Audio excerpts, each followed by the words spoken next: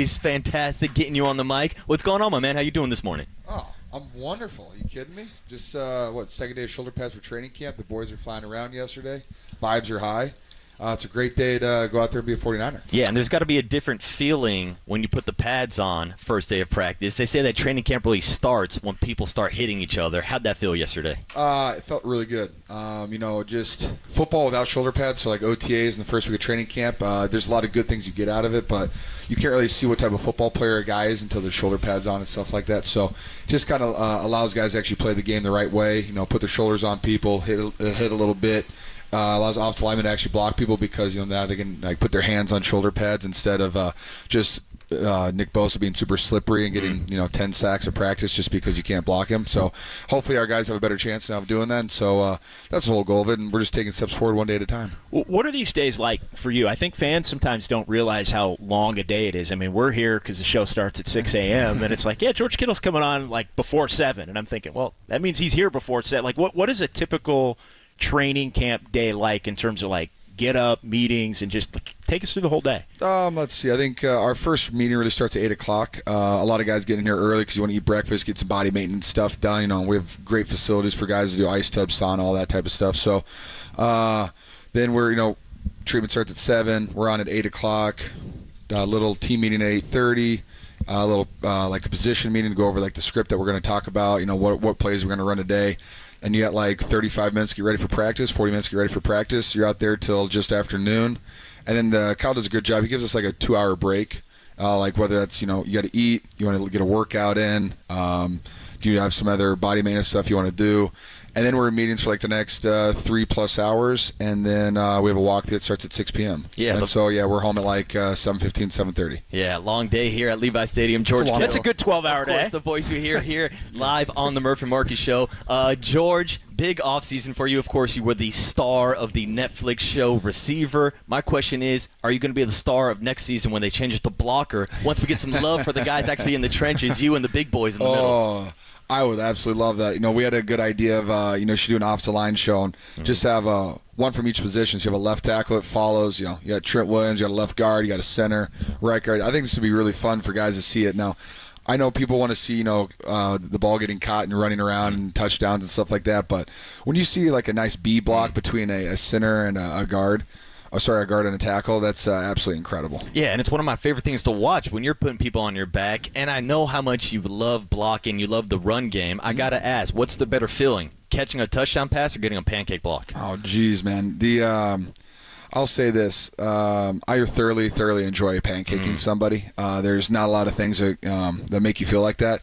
But, scoring a touchdown in primetime also feels fantastic. I will say that. But anytime you can establish dominance in the run game is a very fulfilling one. How would Trent Williams do with a show like that? Just in terms of he's kind of an underrated personality. He'd do phenomenal. He'd be fantastic. I mean, you see the Trent Williams that comes out pregame with Debo, with the bump box, music's playing. He's got all the energy. He's got a lot of swag. But he's a great person too, which is really fun. And he's a very interesting person. He likes to talk about absolutely anything.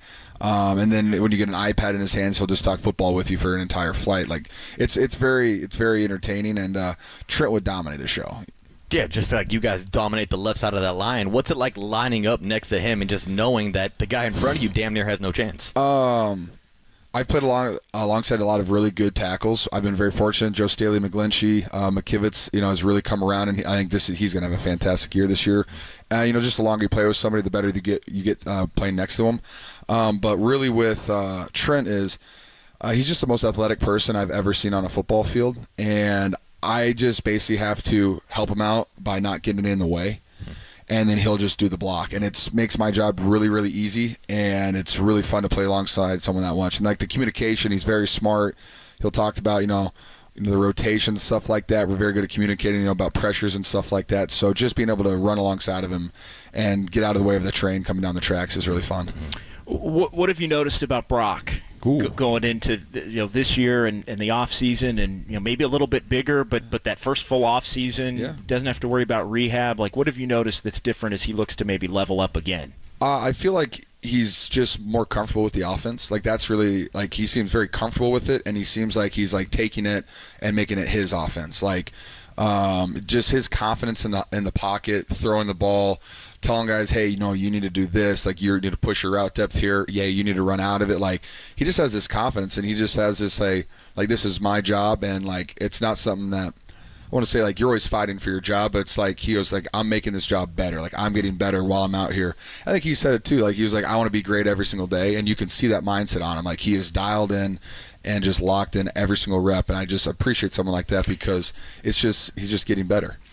Is it different not having maybe a little quarterback weirdness this year? There's been some I don't know. Is this my first year without quarterback drama? Maybe. I don't know. Might be. It might be. Yeah. I'm sorry, guys, that we're not entertaining for you guys. No, it's Jeez Louise. better for you. Maybe not for us, but better for you. Oh, my goodness. Yeah, it's kind of wild, isn't it? It is interesting. I mean, and I don't know, like, kind of being out there and watching practice through last week, it seemed in a weird way, and I said to some of the other media members, like, maybe it's just us because we're typically so focused on the quarterback when it is that. For sure. But it's interesting. It seems like, how's the energy for the first week? It seems a little different, but I don't know. I'm not out there. I mean, I don't know if I could, compare it to any other certain year. I just think the energy is very good because we have a vet team, we got some new players, and people are just excited to play football. Anytime that you play till February, the offseason seems like it goes really fast, and some guys could, come in and you're like, I'm not ready for the season to start, and I feel like our team has been like, no, we want the season to start. Like, we want to be back out there and we want to be playing football. And it seems like most of you guys genuinely want to hang out with each other. Like, you guys really have team chemistry. And we saw some of that this summer at Christian McCaffrey's wedding. What was that like, hanging out with the boys? Oh, whew. I mean, anytime you give me an opportunity to hang out with the boys, I'll gladly take it. No, it was a wonderful wedding. They put on a hell of a show out there in Rhode Island. I've never been to Rhode Island. I didn't know anybody from Rhode Island, and so now I know a couple people from Rhode Island, so I'm happy about that.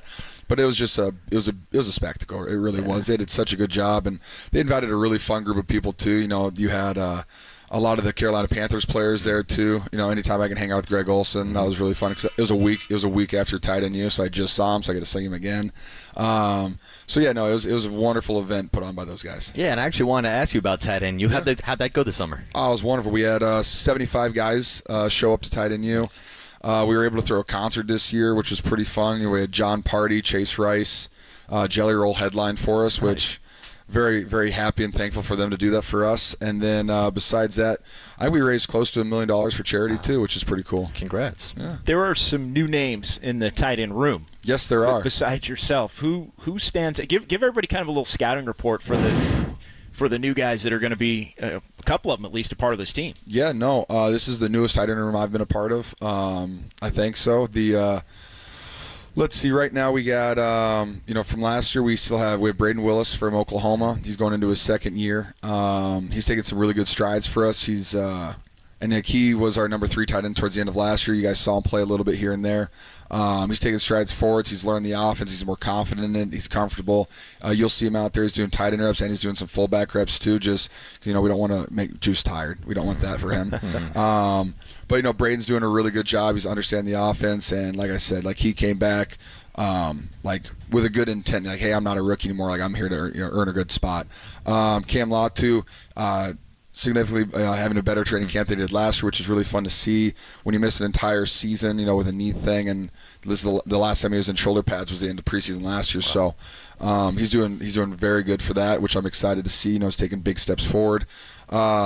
My guy Jake Tungus, I'm really excited about him. He's taking steps forward too. I'll just say everyone's taking steps forward. Or some side to see. But Jake, he's put on some weight. The physicality in his game is there. It's fun to see that too. It's fun to see guys go from, because last year he was like just kind of a route running guy, and then hey, you had to figure out the run game, and he's definitely done that, which is really cool to see.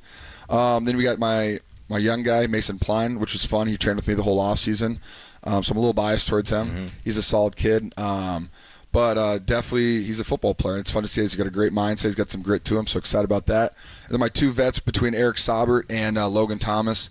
It's fun to have vets in the room. Me and Eric were actually drafted in the same draft class. We're at the Combine together, so I've known him for a long time. He's a Drake Bulldog. My mom was a Drake Bulldog, so he's one of my mom's favorites. Shout out, Mom. He's doing a good job. He's been in our offense. He played for the Falcons a little bit, and then he also he was with the Dolphins for a little bit too, so he knows our offense, so he's picked that up very quickly. And then Logan Thomas, when you have a 6'7" guy with a big body, who's done a lot. He played for a lot of teams, a lot of offensive coordinators. He picks up our offense fast, and he's doing a good job out there. So I'm really excited about the competition. Mm-hmm. There is a lot of competition.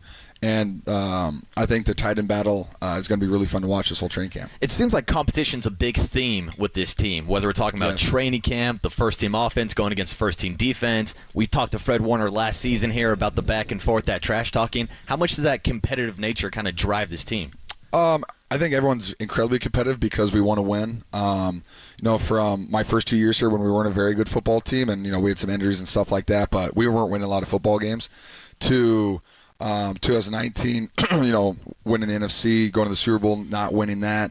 I think guys just have this competitive, we've climbed the mountain, we've done that. How do we just get that win? And so I think guys are just very competitive because they're like, we've been there, we know the work that it takes to get there, and it's a lot of hard work, it's a lot of competitive work, it's a lot of early mornings and late nights, and I think our team does a good job of realizing that we have to perform at a high level. It's not just hey, we have a talented football team and we're just going to win football games by showing up on Sunday. We need to be the best sharpened, the hardest working, most competitive team out there, so we have a chance to win every week, because no matter who the Niners play, we're getting everybody's best shot consistently, and as you should, because we have so many talented players. And so we just want to be the best version of ourselves every single Sunday. Yeah, exactly. And just to wrap it up, last thing, I mentioned being in this room last year with Fred Warner, and he told us the expectations were Super Bowl or bust. Is that the same mindset going into the season? That's not usually my mindset, but that's a Fred thing. But no, my goal is definitely, Super Bowl. And so, I don't know if it's or bust, because, if you say that last year, I'm still playing this year, baby. So, the goal is definitely win it. And but first of all, let's just get through training camp healthy, get a solid team going, and then we'll focus on week one. Absolutely. George Kittle, Thanks, appreciate George. you stopping by this Appreciate morning. it. Best of luck to you this season. Looking forward to you on the field later on this year. Appreciate appreciate you, it. George Kittle, Thank the you. man, the myth, the legend, the people tight end.